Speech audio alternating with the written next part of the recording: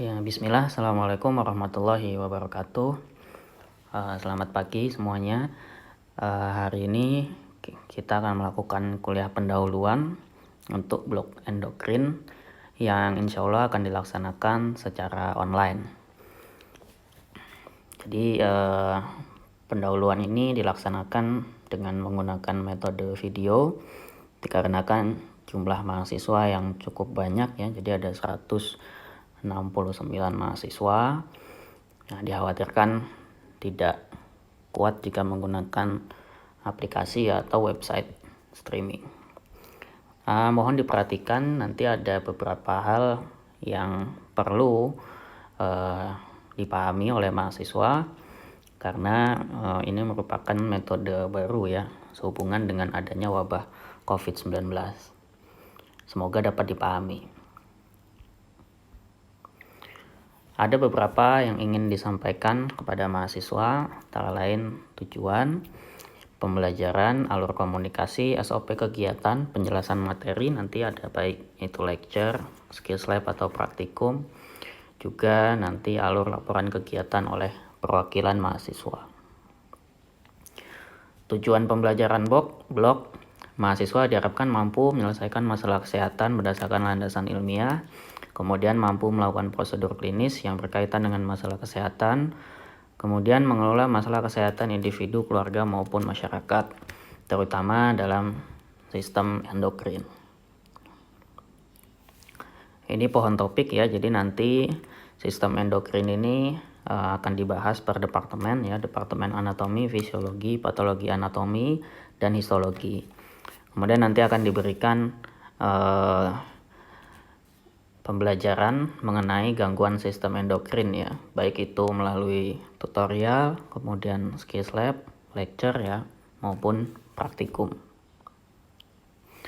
Alur komunikasi dosen dan mahasiswa. Nah, nanti tim dosen koordinatornya adalah Dr. Ratna.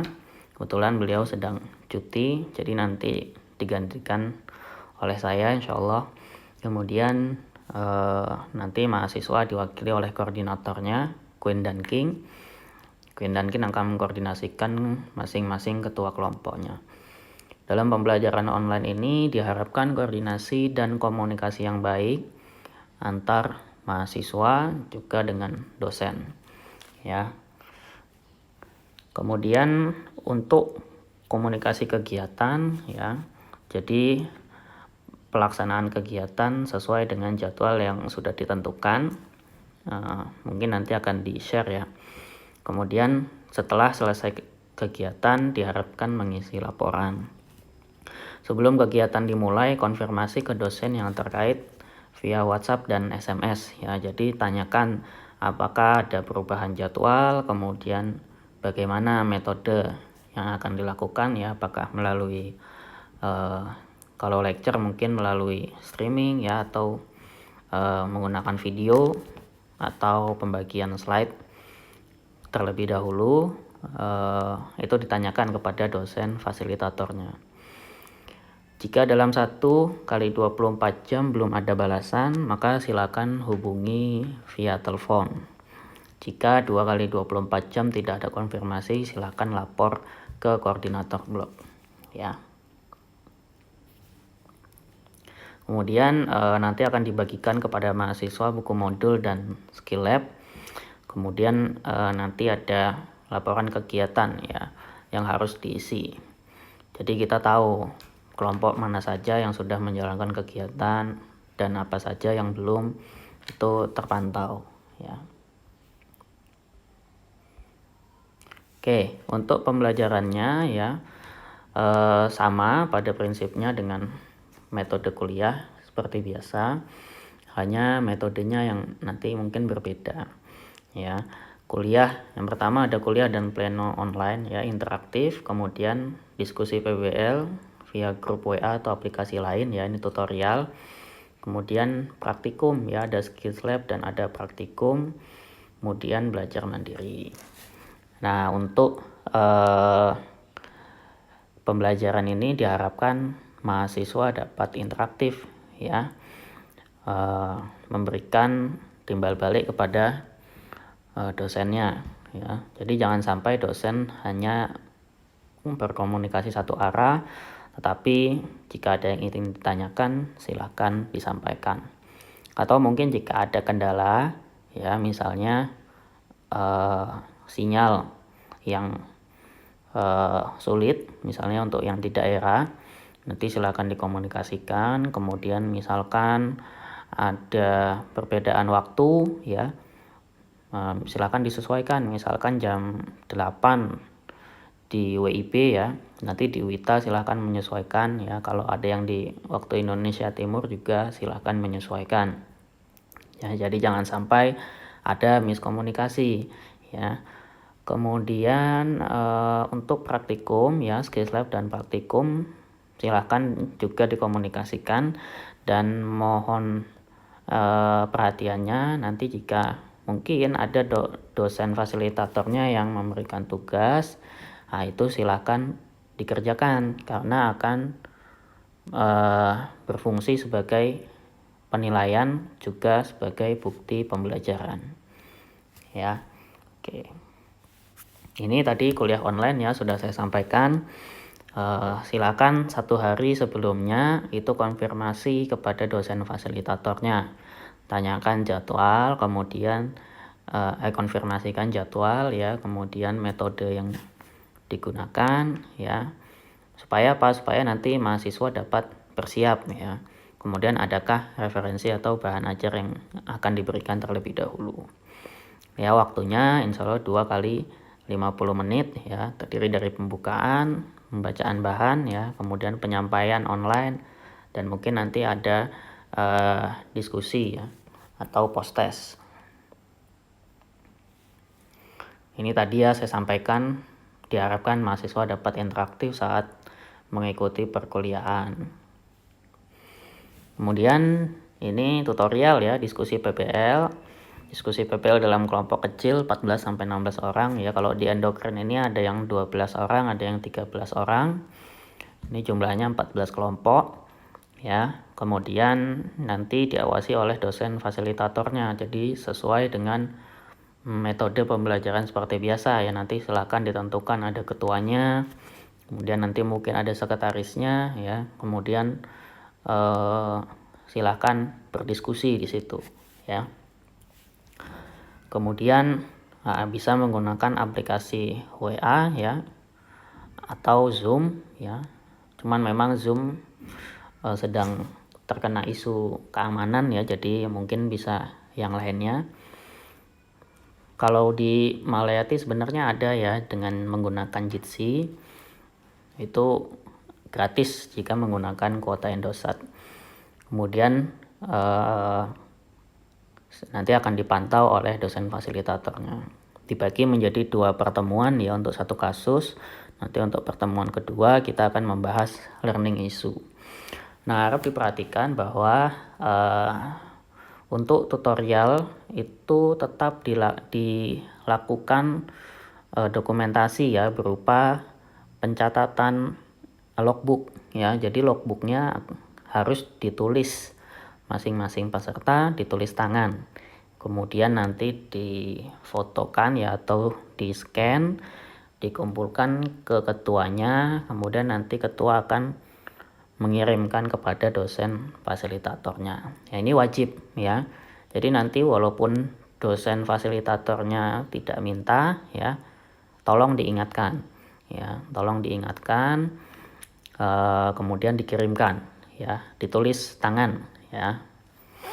Kemudian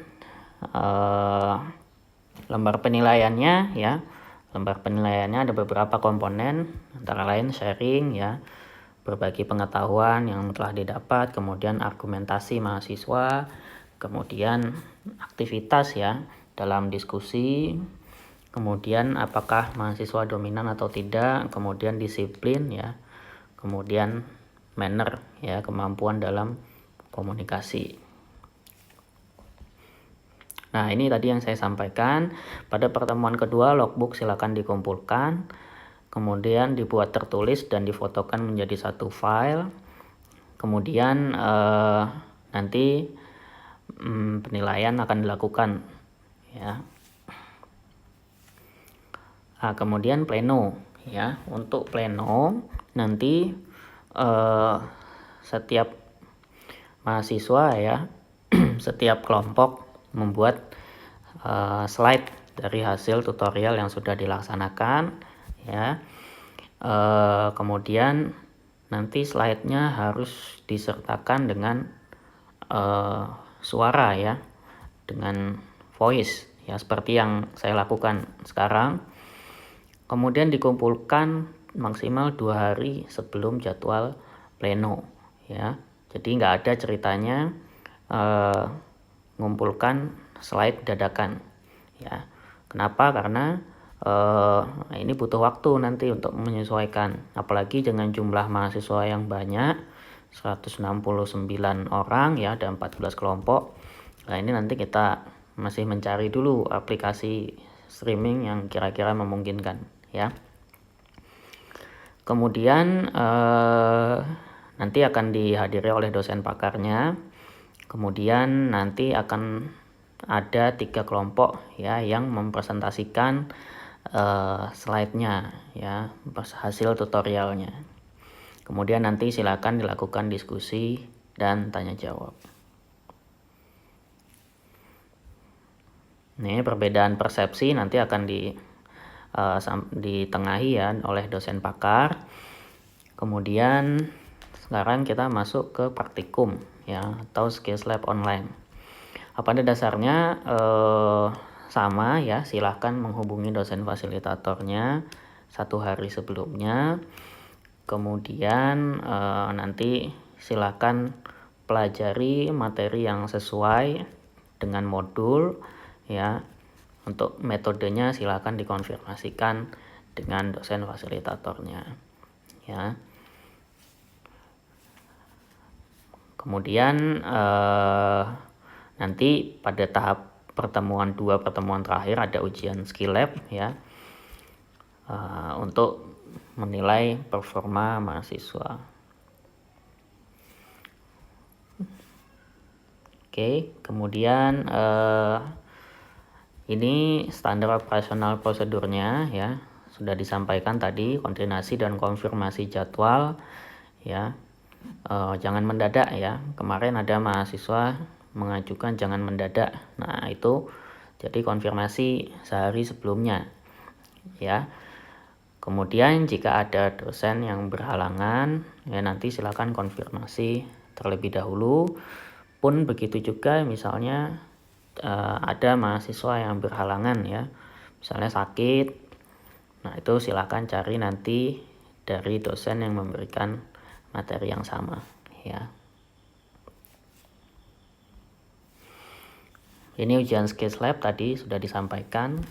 Nah, kemudian penyuluhan ya, nanti kita ada 1 skill lab ya yang berupa penyuluhan.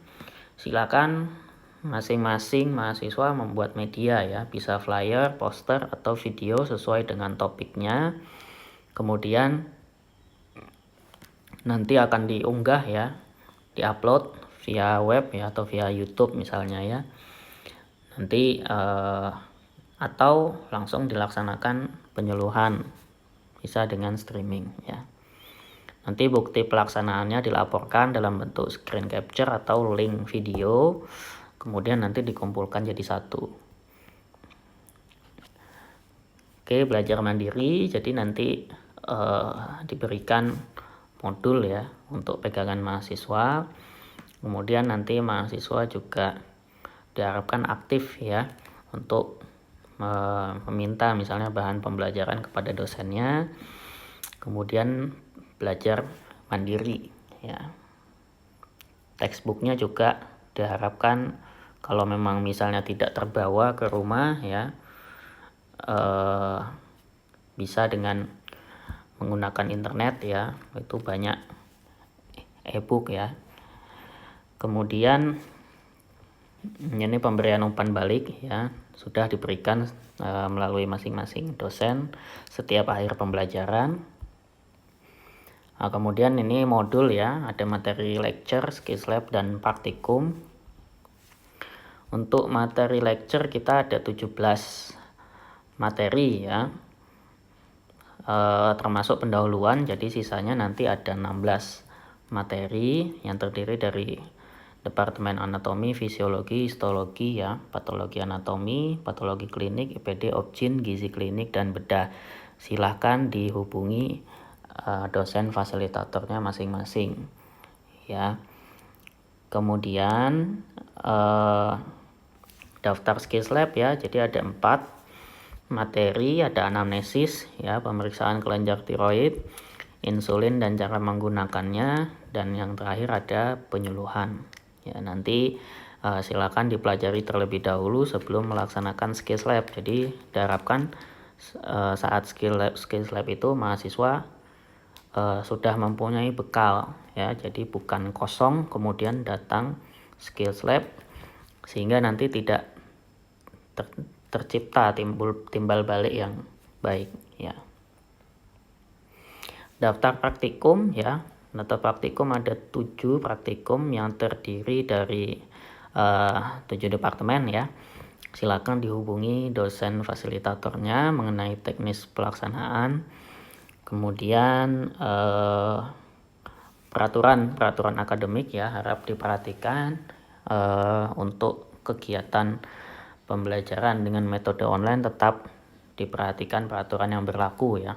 Antara lain pakaian ya.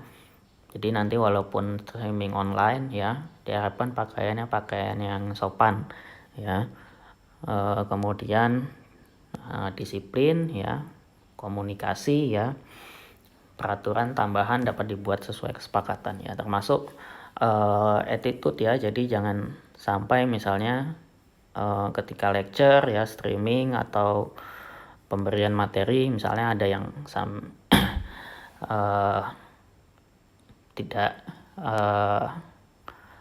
tidak rapih gitu ya.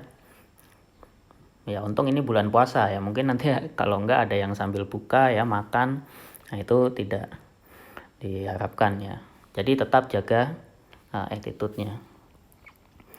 Kemudian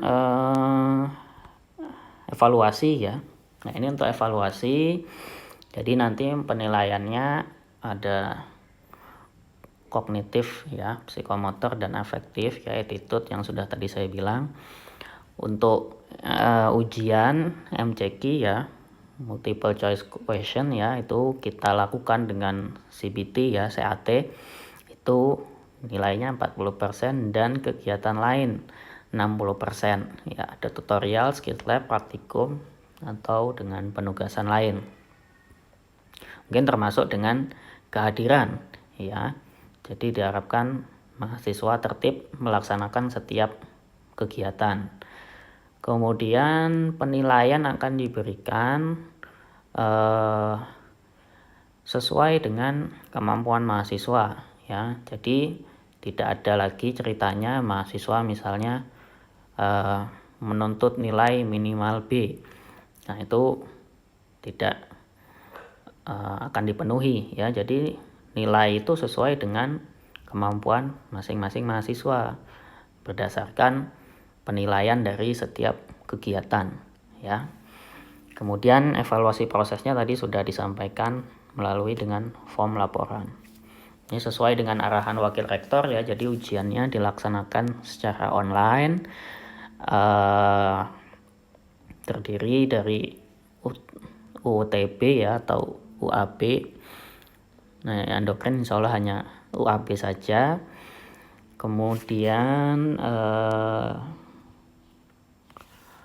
pengisian kuesioner ya, laporan kegiatan per dosen dan kuesioner evaluasi modul nanti akan diberikan form ya untuk mengisi di akhir blog ya.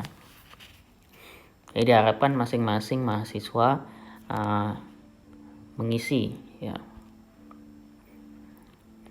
Oke, tidak menggunakan identitas ya, jadi isi saja sesuai dengan